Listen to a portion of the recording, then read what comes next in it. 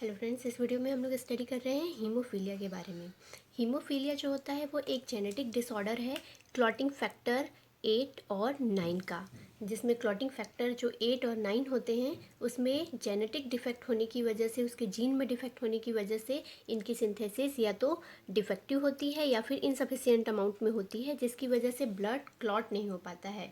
तो इस डिजीज़ को हम कहते हैं हीमोफीलिया। इसमें जो सिम्टम हमको दिखाई देता है कि ब्लड की क्लॉटिंग नहीं हो पाती है। अगर किसी तरह की इंजरी है तो ब्लड अगर लॉस हो रहा है तो वो लॉस होता रहता है और उसमें जो उसका क्लॉटिंग का फेज़ होता है वो कंप्लीट नहीं हो पाता है due to the lack of, या फिर इसमें किसी तरह का डिसऑर्डर है क्लॉटिंग फैक्टर 8 और क्लॉटिंग फैक्टर 9 में। हीमोफीलिया जो है दो तरह का होता है, haemophilia A and haemophilia B. Haemophilia A जो है इसे हम क्लासिकल हीमोफीलिया भी कहते हैं, और जितने भी हीमोफीलिया के केस होते हैं उनमें 85% केसेस जो है हीमोफीलिया ए के होते हैं। इसमें डेफिशिएंसी होती है या फिर डिसफंक्शन होता है फैक्टर 8। इसमें फैक्टर 8 में गड़बड़ी है हीमोफीलिया ए में। फैक्टर 8 जो है उसमें डिस्टर्बेंस है, किसी या तो उसका अमाउंट सही नहीं है या वो प्रॉपरली वर्क नहीं कर रहा है। और ऐसा क्यों होता है? Due to the mutation in the gene जो है जो रिस्पॉन्सिबल था फैक्टर 8 की सिंथेसिस के लिए, एक्सप्रेशन के लिए, वो जीन में म्यूटेशन हो गया है जिसकी वजह से वो नहीं कर पा रहा है। और फ्लिप टिप इन्वर्जन, जिससे क्या हो रहा है? Miss reading of a non coding region and shortened gene product. तो वो जीन जिस चीज़ के लिए डिफाइन है वो उस चीज़ की सिंथेसिस नहीं करा पा रहा है due to mutation in the gene, ये जिसकी वजह से मिस रीडिंग हो रही है नॉन कोडिंग रीजन की और शॉर्टेंड जीन प्रोडक्ट बन रहे हैं। सेकेंड है हमारा हीमोफीलिया बी। हीमोफीलिया बी को हम क्रिसमस डिजीज़ भी कहते हैं। 15% केसेस जो होते हैं वो हीमोफीलिया बी के होते हैं। टोटल केसेस में 15% केसेस जो होते हैं वो हीमोफीलिया बी के हैं, और इसमें डेफिशिएंसी है या फिर डिसफंक्शन है फैक्टर 9 का। फैक्टर 9 को हम क्रिसमस फैक्टर भी कहते हैं, इसलिए डिजीज़ को हम क्रिसमस डिजीज़ भी कहते हैं, और ये फैक्टर 9 की वजह से हो रहा है। Both genes for factor 8 and factor 9 are located on the X chromosome। यहाँ पर ध्यान देने वाली बात क्या है कि ये जो जीन है जो कि फैक्टर 8 और फैक्टर 9 की सिंथेसिस करवा रहे हैं वो दोनों जीन एक्स क्रोमोसोम पर होते हैं। इसीलिए जो एक्स क्रोमोसोम्स में अगर ये डिफेक्टिव जीन है तो जो मेल है उनमें ज़्यादा इसके सिम्टम्स दिखाई देते हैं, वो ज़्यादा इस प्रॉब्लम से सफ़र करते हैं। जबकि जो फीमेल्स होते हैं अगर उनका एक क्रोमोसोम, एक्स क्रोमोसोम जो है, दो क्रोमोसोम होते हैं, एक एक्स और दूसरा भी एक्स फीमेल में, और मेल में एक एक्स और एक वाई क्रोमोसोम्स होते हैं। तो अगर मेल में एक्स क्रोमोसोम्स डिफेक्टिव हैं तो उनमें हीमोफीलिया रहेगा, और अगर फीमेल हैं उनके एक एक्स क्रोमोसोम्स पे हीमोफीलिया के जो चांसेस है, लेकिन एक एक्स क्रोमोसोम ठीक है तो वो कैरियर बन जाते हैं। तो इसी तरह के यहाँ पे लिखा हुआ है primary affects male but female carriers में बी सिम्टोमेटिक। तो फीमेल एक कैरियर का की तरह यहाँ पे रोल प्ले करते हैं। अगर उनके दोनों एक्स क्रोमोसोम्स डिफेक्टिव हैं तभी उनमें प्रॉपर हीमोफीलिया होता है, अदरवाइज उनमें इसके कुछ सिम्टम्स ज़रूर दिखते हैं लेकिन एक कैरियर होते हैं, और वो किसी भी जो मेल है उनमें ये ट्रांसफ़र हो सकता है। जो उनके डॉटर सेल्स होंगे और इस तरीके से जो चाइल्ड होंगे, उनके किड्स होंगे, उनमें इसके हीमोफीलिया बी के होने के चांसेस या हीमोफीलिया ए के होने के चांसेस बने रहेंगे due to the gene mutation. Pathophysiology, अगर हम बहुत डिटेल में तो यहाँ पर नहीं जा रहे हैं कि क्लॉटिंग कैसे होता है, लेकिन इसका एक ब्रीफ देख लेते हैं कि जो कोगुलेशन है वो दो तरीके से होता है। एक होता है प्राइमरी हीमोस्टेसिस और दूसरा सेकेंडरी हीमोस्टेसिस। कोगुलेशन का जो फेज़ है ब्लड क्लॉटिंग का वो दो फेज़ में होता है, प्राइमरी हीमोस्टेसिस और सेकेंडरी हीमोस्टेसिस। प्राइमरी हीमोस्टेसिस को हम क्या कहते हैं? इसमें होता क्या है? तो जो प्लेटलेट्स होते हैं, हमको पता है कि प्लेटलेट्स होते हैं वो एग्रीगेट होते हैं एट द इंजरी साइट और एक टेम्पररी प्लग का फॉर्मेशन करते हैं जिससे कि ब्लड का लॉस थोड़ा कम हो जाता है। तो उसे हम क्या कहेंगे? प्राइमरी हीमोस्टेसिस कहेंगे। तो प्राइमरी हीमोस्टेसिस में aggregation of platelets at an injury site, injury site पर एग्रीगेट हो रहे हैं प्लेटलेट्स और एक छोटा सा क्लॉट का फॉर्मेशन हो रहा है जिससे कि ब्लड का लॉस कम हो रहा है।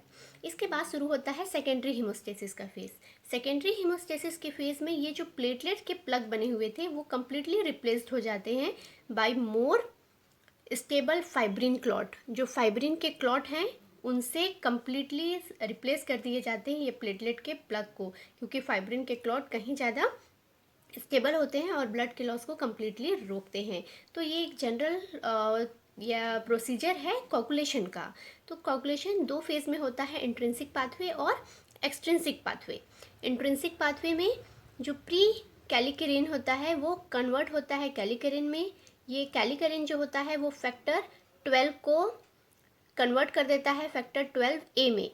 फैक्टर 12A जो है वो कन्वर्ट करता है फैक्टर 11 को फैक्टर 11A में। ये जो फैक्टर 11A है ये कन्वर्ट करता है फैक्टर 9 को फैक्टर 9A में, और इसी समय इंक्लूड होता है फैक्टर 8 और जो कन्वर्ट होता है फैक्टर 8A में। तो ये एक प्रोसीजर है। इसके बाद फिर ये फैक्टर 9A जो है फैक्टर 10 को कन्वर्ट करता है फैक्टर 10A में और फैक्टर 5A में, और ये फैक्टर 10A जो है वो कन्वर्ट करता है फैक्टर 2 को फैक्टर 2A में। फैक्टर 2 प्रोथ्रोम्बिन है और फैक्टर 2A जो है वो इसका एक्टिव फॉर्म है जो कि थ्रोम्बिन होता है। ये थ्रोम्बिन जो है फिर फाइब्रिनोजन को कन्वर्ट करता है फाइब्रिन में। तो यहाँ पर ये इंट्रिंसिक पाथवे का फेस चल रहा था और इस तरफ का प्रोसेस एक्सट्रिंसिक पाथवे चल रहा था, क्योंकि यहाँ पर जो फैक्टर आ रहा है ये फैक्टर जो 7 नंबर का फैक्टर है, ये 7 नंबर का फैक्टर यहाँ पर आ रहा है, ये टिश्यू फैक्टर है। तो ये टिश्यू से आ रहा है इसलिए ये एक्सट्रिंसिक पाथवे का हिस्सा हो जाता है, और ये एक्सट्रिंसिक पाथवे इस तरीके से इसको एक्टिवेट करता है कि यहाँ पे ये जो 7A है ये 10 को एक्टिवेट करता है 10A में, फिर 10A 2 को कन्वर्ट करता है 2A में, मतलब प्रोथ्रोम्बिन को कन्वर्ट कर रहा है थ्रोम्बिन में, और फिर फाइब्रिनोजन को ये कन्वर्ट करता है फाइब्रिन में।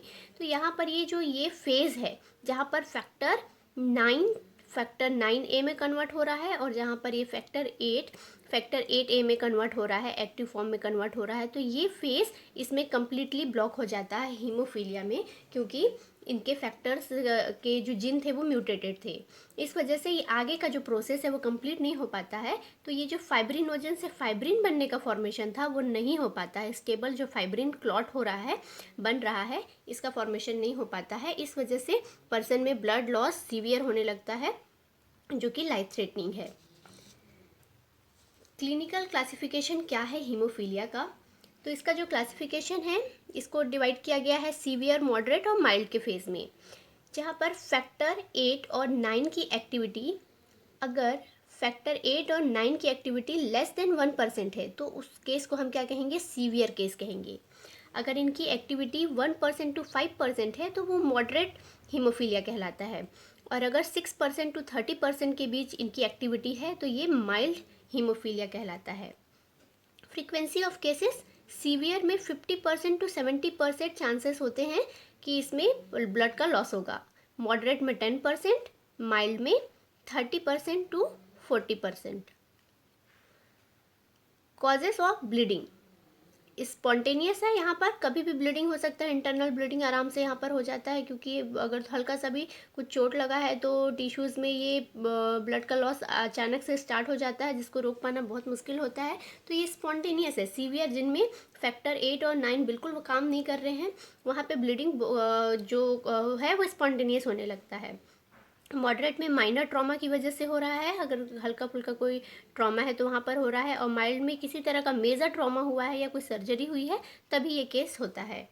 पैटर्न ऑफ ब्लीडिंग, जॉइंट में, सॉफ्ट टिश्यूज़ में, ब्लीडिंग आफ्टर सर्क्यूमसिजन या नियोनेटल ये ICH में, तो ये इस सब में यहाँ पर क्या हो रहा है? ब्लीडिंग हो रही है। ट्रीटमेंट क्या है इसका? Prevention and treatment of acute bleeding. सबसे पहले यहाँ पर हम किस तरीके से ट्रीटमेंट कर रहे हैं कि जो ब्लीडिंग हो रही है हमको पहले उसको प्रिवेंट करना है। तो किस तरीके से हम प्रिवेंट कर सकते हैं? तो हम दे सकते हैं purified plasma derive factor 8 and factor 9। जो प्लाज्मा से हमने डेराइव करके रखा है केवल फैक्टर 8 को और फैक्टर 9 को, तो उनको हम दे सकते हैं, इन्फ्यूज़ कर सकते हैं। या फिर जिसको हमने रिकॉम्बिनेंट टेक्निक से अगर बनाया है फैक्टर 8 और फैक्टर 9, तो उसे भी हम दे सकते हैं। रिकॉम्बिनेंट थेरेपी से, रिकॉम्बिनेंट टेक्निक से बनाया है, या फिर प्यूरिफाइड प्लाज्मा डेराइव्ड प्रोडक्ट है। प्रोथ्रोम्बिन कॉम्प्लेक्स, जिसमें फैक्टर 2, फैक्टर 7, फैक्टर 9 और फैक्टर 10 होते हैं, उसको भी हम दे सकते हैं। एक ड्रग आता है डेस्मोप्रेसिन एसीटेट, ये इंक्रीज़ करता है रिलीज ऑफ फैक्टर 8 को फ्रॉम एंडोथीलियल सेल, और इसलिए ये यूज़फुल होता है treating mild to moderate factor 8 deficiency. तो जहाँ पे फैक्टर 8 की डेफिशिएंसी है, माइल्ड टू मॉडरेट अमाउंट में है, तब हम ये डेस्मोप्रेसिन एसीटेट देकर उसे ठीक कर सकते हैं।